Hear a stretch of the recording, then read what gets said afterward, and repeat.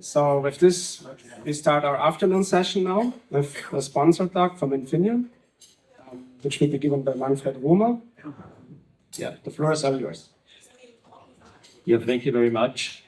Warm welcome also from my side. My name is Manfred Rumer, as already introduced. I am the site head here of this site in Linz, and I'm really happy that you are here today for the summer school event of ITU. I just bring in a few words what's Infineon about. Maybe some of you already know what's Infineon about. So we are a big company, almost 60,000 people working worldwide, not only in Austria, but we are our base, our headquarters in Germany, in Munich, and R&D in Austria is very important for the whole company because we have probably almost 3,000 people, not only in Linz, but also in Graz and in Villach, who are working in the R&D departments. And the second part, what we have, where we are very strong here in Austria, is in Villach. We also have a production facility. So we have, probably we are one of the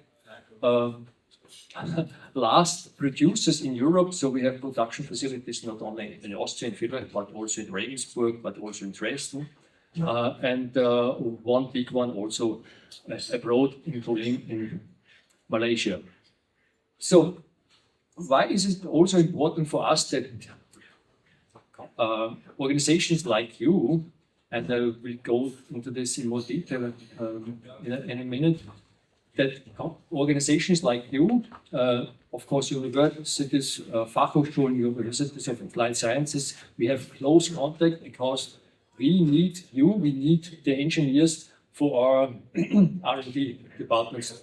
And therefore, we have the plan, and I'm really happy that we have ITU here today, that we have a closer cooperation, starting in October probably, so that we also have labs from ITU, not only in the building near here and at the science park, but also just beneath here in the second floor, because we have free space here, so that we have you in, maybe not you, but of course students of the ITU working together in projects and working together in different labs.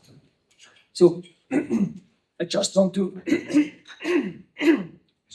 a short overview what we are doing at Infineon. So we are a typical semiconductor producer, and if you look at Linz, so here I'm really very good aware of what we're doing here. We have R&D and in high frequency, and that means we are doing sensor development for radar. And radar means in this context radar for automotive applications.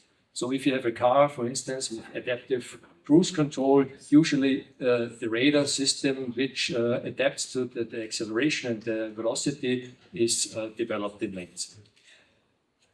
What is maybe not so common knowledge is that this is a lot of effort, and unfortunately I forgot my small chip in my office, but it's quite tiny, so it's 7x7 millimeters in its size, and it's a lot of effort to develop such kind of tiny thing. And to give you just a number, or maybe there are some estimations, what do you think? How long does it need to develop such kind of radar chip? How many months, years, days? Any estimations? 8 years. What was this? 8 years. 8 years. Very good. Some others? Yeah, it's years, of course, and of course we want to really getting faster for the future, but the last sensor was approximately 5 years, sum total. And 5 years means around 200 people, not only in Linz, but also from other locations, working together for 5 years to come up with this product. So it's a huge effort, you can imagine. It's also a huge cost factor, and therefore it's necessary. And for instance, in automotive, we have meanwhile sold more than 500 millions of these chips. Yeah? So you need a huge amount of chips to be able to spend this effort you just mentioned before. And the second thing is, which is also very important, for instance, in Linz with this radar sensor, we do it not produce at Infineon, so we do it with TSMC from Taiwan, for instance, but we have a lot of products also developed and produced in Austria. And the radar is one of the aspects with here in Linz, because this is a little bit historically a reason for this, because there's the JQ, and they have very good knowledge in this and do a lot of research. But for the future, hopefully we can do this together with the ITU. And if you look at Villach, here we are very strong in energy efficient chips. So we supply large companies with this kind of chips because they are very energy efficient. And if you look at AI, we need all these big centers where we have a lot of computers there, and there it's energy efficiency is very important. So this is one of the second parts. And the third part is also green energy, where we are also very strong. And we do not do this only in Villach, but we also do it research in almost all 26, I think we have locations where we're doing R&D. So very broad company in terms of semiconductors. At the moment, business is very, I would say, dynamic. On the one hand, it's growing very fast. On the other side, it's changing and it's rather decreasing. So we are also, I would say, the whole world is a little bit upset at the moment, and this is also a topic we have at Infineon. But as we are rather broad, we can balance this, and therefore, of course, we have some disadvantages compared to maybe other, I would say, countries, because in Austria, we are very strong in education. We have many universities, many very high-level engineers, but on the other side, costs for people, for HR, very, very high compared to other countries. And also we have very high costs for energy. So production facilities are also under pressure.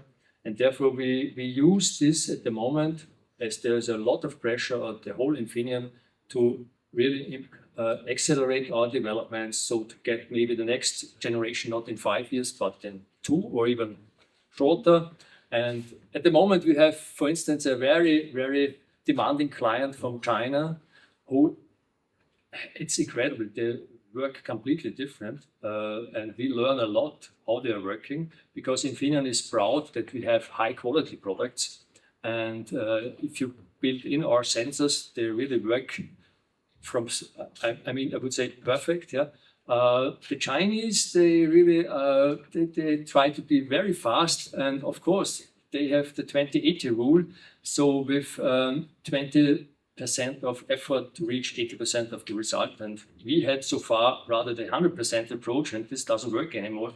So maybe that's why I would really love to discuss more in detail with you. What's your view on different topics? Because as I see, most of you are not probably from Europe, or many are not from Europe. So to really learn from each other, what's going on and how can we solve these challenges we have, not only on our maybe company level, but what we have on our world level, climate change and things like that.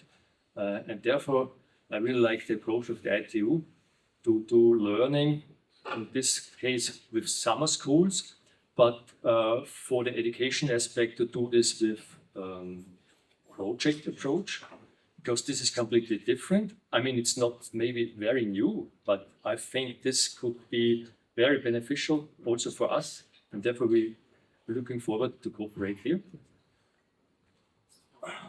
I'm not sure if my time is over. Probably yes. I wish you a very nice afternoon, and hopefully you can take with you a lot of new insights, and looking forward to meet you probably next year. We will see. Thank you very much.